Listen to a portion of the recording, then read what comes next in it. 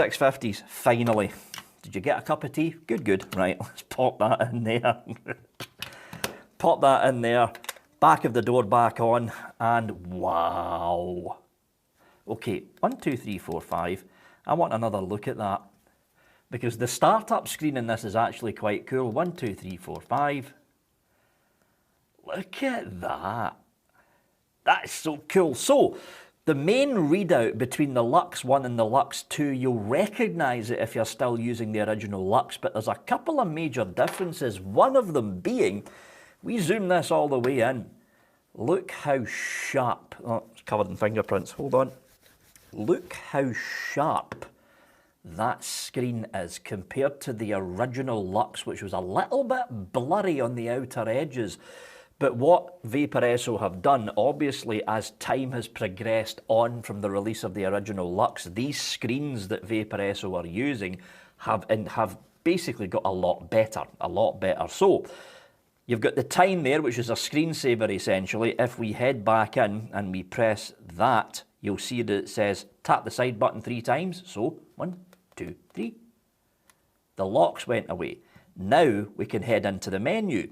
So you've got Pulse, you've got Eco, you've got STC, DIY and Set. And the touch sensor pads here allows you to scroll through it. So the Pulse thing is something we've seen these Axon chips before. It acts a little bit, it's hard to explain what the Pulse system is. It's a little bit like wattage mode crossed with pulse width modulation. It's essentially what it is.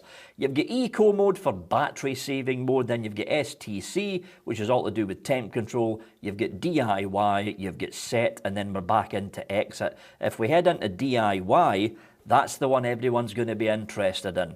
Variable wattage, variable temp control, variable voltage, CCW, bypass, and SP mode. If we head into VT, there you go. Stainless steel, nickel, titanium, MI, and we're into the lock system now.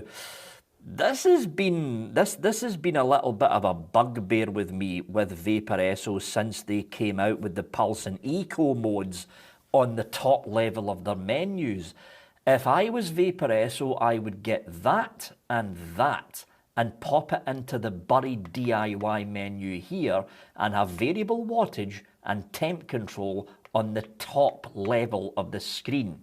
That's what I would do, because I'll be honest, I don't know that many people that are using Pulse and Eco mode, especially Eco mode, but I don't know that many people that are using Pulse and Eco mode on their Vaporesso Luxe2 or any other Axon, latest Axon variant mod out there in the market. But this is what Vaporesso are doing now. But it's a very simple menu to run through, folks. It's all basically colour screen. You use the up and down button to scroll through it.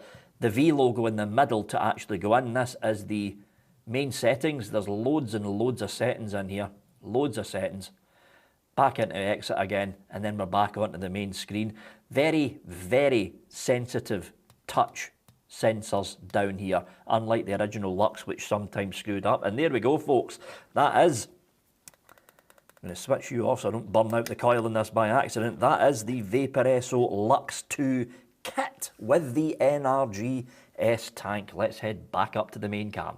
And we're back up top with the Vaporesso Luxe2. Now, we're not really going to concentrate that much on the NRG S-Tank because there's been another 2 mods that I've looked at before this that had the NRG S-Tank as part of the package. So what we're going to be concentrating on is the Luxe2 itself.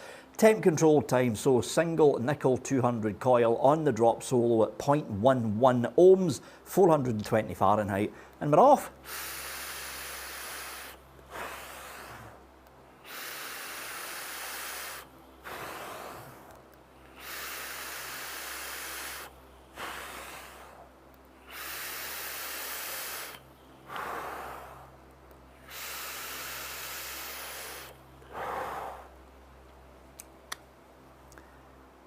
Yep, starting to go dry, just starting to go dry.